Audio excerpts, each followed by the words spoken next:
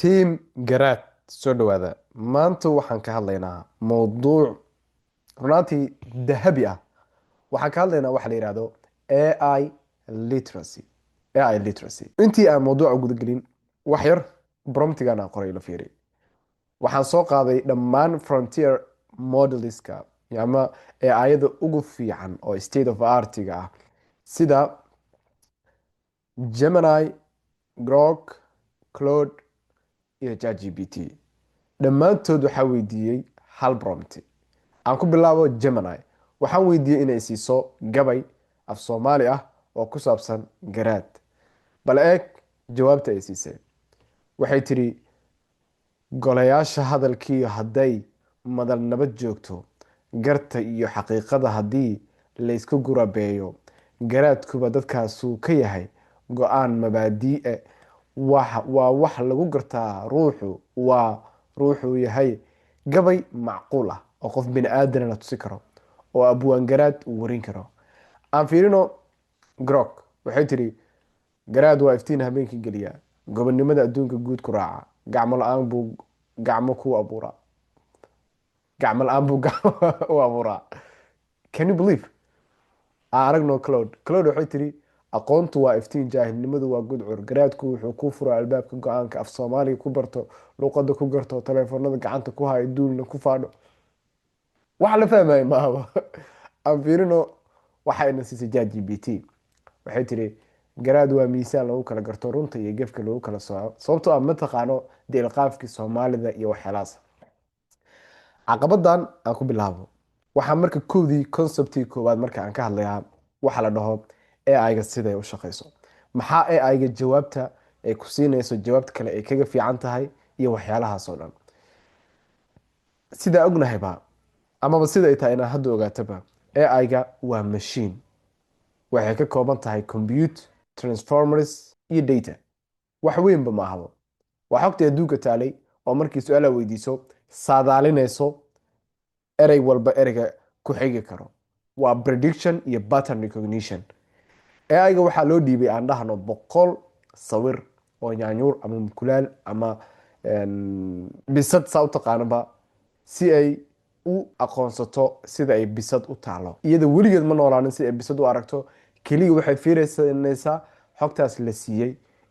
markii xogtaas la siiyey kadib waxay kaloo isku sii haleynaysaa waxa la yidhaahdo reinforcement learning from human be feedback.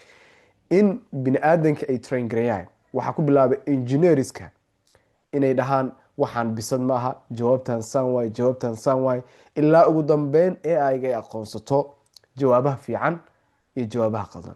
marka ma fikirto AI-ga, ma lahan caqli iyo waxyaalahaas oo dhan. keliya waxay saadaalisaa ereyga aad weydiisay ereyga ku xiga. waana sababta AI-ga ay u sameyso waxa loo yaqaano hallucination. hallucinationka waxaa waaye AI-ga inay jawaab qaldan oo fake ah ay ku siiso qaab kalsooni leh, sababtoo ah ma taqaano maxaa saxa maxaa qalad ah. wax walba iyada waxay u yihiin sax ilaa inaad dhahdo waxaan waa qalad, kadib waxay ku leedahay I apologize. marka hadda waa inaad ogaataa AI-ga prediction unbay sameysaa, wax saadaalin unbay sameysaa, sidoo kale waxay sameysaa hallucination oo ma taqaano, ma noolaanin, waa keliya machine. waxaa dhahday waxa ku xigo saadaalinaya isagoo fiirinaya dhammaan xogta uu hayo. waana sababta su-aalahan aan weydiin oo dhan ay u kala duwan yihiin. anagoo weli kusii socno su-aalihii gabaygii garaad aan weydiinay sida u kala duwanaayadaan, maxaa keenay in Gemini jawaabteeda uu ka fiican yahay jawaabta Claude sida ujeeda waxay tiri af Soomaaliga ku baro, luqada ku garto. Gemini sida ujeedaan waxay siisay jawaab nadiif ah. garaad dhab ahi waa kan aqoontu lagu gardaadshaani, waa midka garowsada runta iyo garashada dheeraade. waa gabay yacni isku saxan oo leh meeris fiican. maxaa keenay? waxaa keenay laba wax. kow waa training data. xogta AI-ga lagu train gareeyay.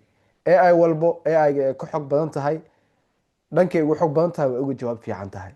iyo training methodka, labadaas waay. aan ka bilaabo training datada. Gemini obviously waxaa sameeyey Google.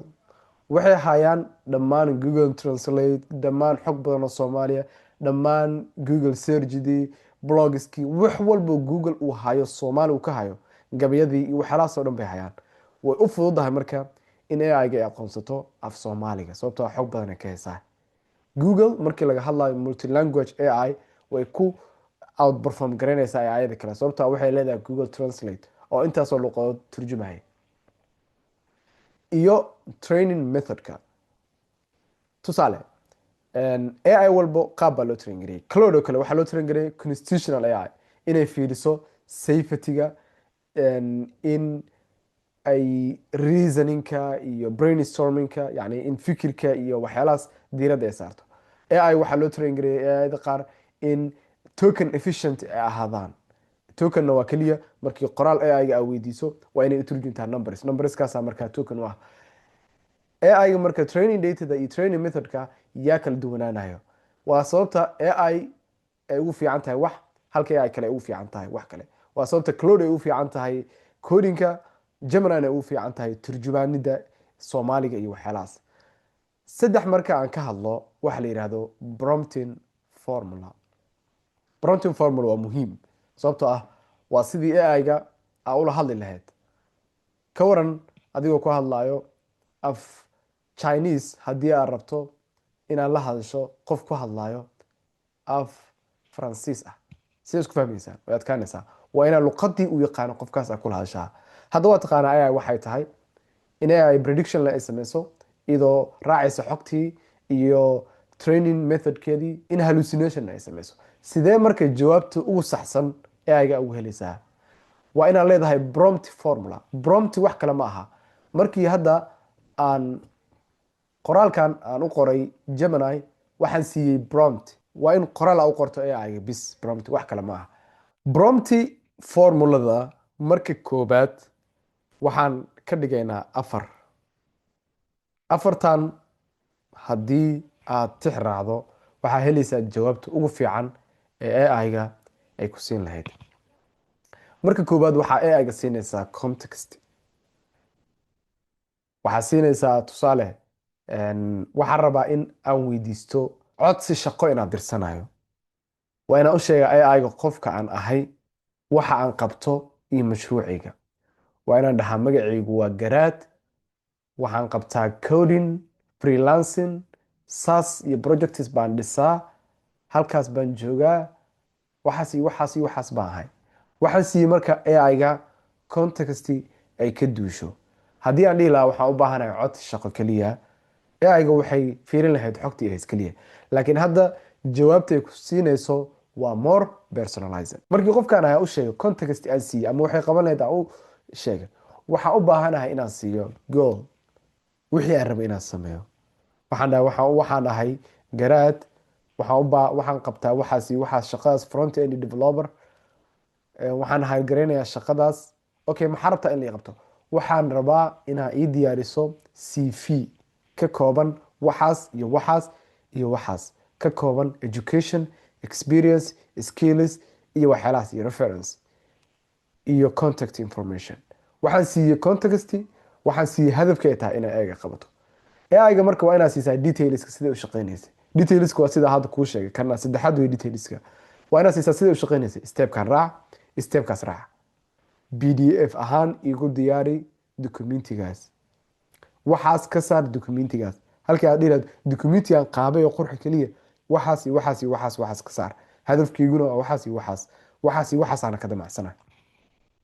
arrinka afraad ee ugu muhiimsan waxay tahay waxa la yiraahdo constraints ama rules.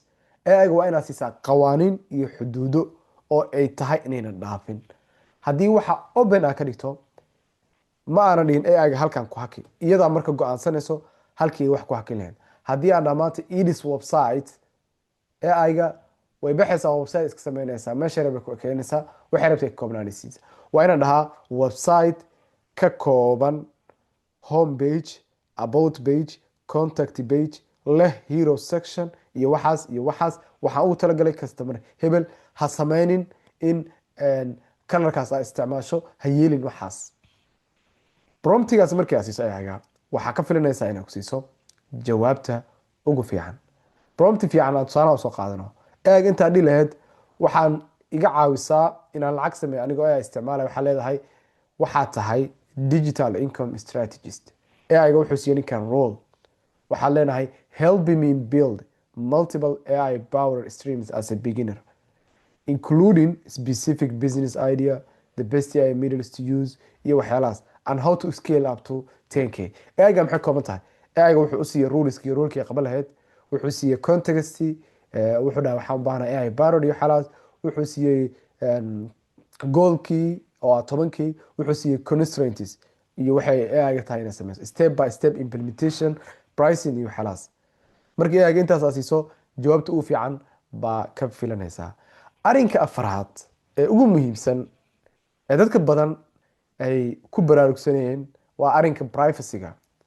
qofka waxaa laga yaabaa xog isagii deeply ku saabsaneyd oo ay qof kale uuna la wadaagi lahayn in AI-ga uu la wadaago, dhanka caafimaadka, dhanka political opinionka ama fikradda siyaasadeed, dhanka diinta, which is very critical. diinta aslanba maaha AI inaad diin ka qaadato. waxyaalahaas oo dhan very important waa in aadan AI-ga si deeply uga qaadanin, aadan u weydiinin yani privacy-ga markii aan ka hadlayo. sabab shirkad walba waxay leedahay terms and condition oo AI-ga sameyso, waa lagu qasbay, waa legal. markii xogtaada aad geliso waxay kuu sheegayaan xogtaada siday u isticmaali karaan, siday u keedinayaan iyo xuquuqdaada iyo waxyaalahaas. dhammaantood AI walbo xogtaada way haysanaysaa, waxayna u isticmaalaysaa training in AI-ga ay kusii sameyso. aan dhahno hal sano kadib Anthropic ama OpenAI ama Grok ama Gemini ama Google way bedeleen termskooda. waxay dhaheen datada waxaan u isticmaalaynaa for marketing, xogtaadina way hayaan. taas waa very critical, sababtoo termskooda way bedeli karaan. haddii ay bedelaan xogtaada hayaan, siday u bedeleen ay isticmaalayaan, sababtoo xogtaada dhankooda ma ka bixin. arrinka labaad waxay tahay AI engineerska oo shirkadahaas u shaqeeyo inay awood u leeyihiin inay arkaan qoraalkaada oo ay akhriyaan xogtaadii qof kale uu akhrin karo. haddii xog critical ay tahay, xogtaadii aad bandhigtay. marka saddexa u kala qaadno, waxyaalaha normalka inay siiso, waxyaalaha yani careful ay tahay inaad ka ahaato, iyo waxyaalaha ay tahay weligaa inaadan la wadaagin. kow, waxaa ammaan ah in coding iyo waxyaalahaas aad u isticmaasho, in su-aalo aad weydiiso, in research aad ku sameyso, in xog iyo taariikh waxyaalahaas aad ka fiiriso. waxaa careful ah oo yani aad siiso magacyada macaamiishaadoo kale, caqabadahaada khaaska ah, dareenkaaga iyo waxyaalahaas. taas waa inaad ka taxadirtaa siintaad siinayso. haddii aad anonymous iska dhigi karto oo qof yani adiga aan ahayn aad iska soo qaadi karto, sidaasoo kale weydiiyey. maxay tahay inaadan weligaa la wadaagin? weligaa la wadaagin baasweeradaada, API keyskaada, waxyaalaha khaaska kuwa ID-gaaga, basaborka, bangiyadaada, waxyaalahaas weligaa hala wadaagin. never ever hala wadaagin. privacy-ga waa kaas, sababta uu muhiim yahayna hadda waa ogaatay. kan shanaad waxa ay tahay verificationka. qof baa AI-ga su-aal weydiinayo, jawaabta ay siisay wuxuu u malaynayaa 100% inay sax tahay. wuu kuula imaanayaa, wuu kuula doodayaa, kaanama inay tahay quraan ama xadiis. hadda marka qofkii intaas u soo sharxa kadib, automatically wuu ogyahay verification inuu sameeyo, ama xogtii AI-ga ay siisay inuu akhriyo, ogaado logigiisa uu isticmaalo. AI-ga horta kuma aamini kartid wax diin la xiriira. caafimaadkana waa inaad conscious ka ahaataa, taariikhdana sidoo kale, iyo siyaasadda iyo waxyaalahaas. sababtoo AI-ga mar walba waa biased. AI kuma noolaanin Soomaaliya. mataqaana qofka Soomaaliya si uu fikiro waxyaalahaas oo dhan waa wixii la siiyey keliya. marka way qaldi kartaa wax diinta ku saabsan. aan tusaale usoo qaadano, qof qariib ah yaa masaajid soo galeen, wuxuu bixiyey fatwo isagoo si kalsooni leh u muujiyey, una muuqdo qof cilmi badan, darees fiicanna wato. qofkaas hore maa ka raacaysaa mise waxaad dhahaysaa ma ku kalsoonaan karaa qofkan? reputationkiisa ka waran. dabcan waa inaad jeegaraysaa diin ahaan. si lamid a AI-ga waa machine keliya, iskuma haleysi kartid. mar walba xogtiisa iska jeegaray, qofna la wadaag professional ah sida caafimaadka oo kale iyo waxyaalahaas. sababtoo ah fatwo kama aqbali lahayn qof aadan ku kalsooneen, sidee u aqbalaysaa machine? arrinka ku caawinayo marka dhanka verificationka ka hadlayna waxa uu yahay in AI-ga aad weydiiso sourciga ay ka keentay waxaan. inaad weydiiso sourciga ay ka keentay waxaan very important. xogtaan randomly meesha yaa xogtaan dhahay intee kasoo naqlisay, sababtoo ah buugaag ama article ama waxyaalahaas ee hiisay leh waa bis intee ka keenta taariikhda maxaa keentay waxyaalahaas inaad weydiiso double checking inaad ku sameyso google-ka aad ka baarto aad hubiso ama qof aad kala tashato. That's it for today. Intaasaan rumaanta inaan ka hadlo. Waxaan rajeynayaa mawduucan inuu ku waadixiyey AI literacy iyo stebiska ay tahay inaad qaado. Garaad, gulucan, videoyaal badan oo AI-ga ku saabsan iyo mawduucan la xiriira AI safety, garaad ka filo.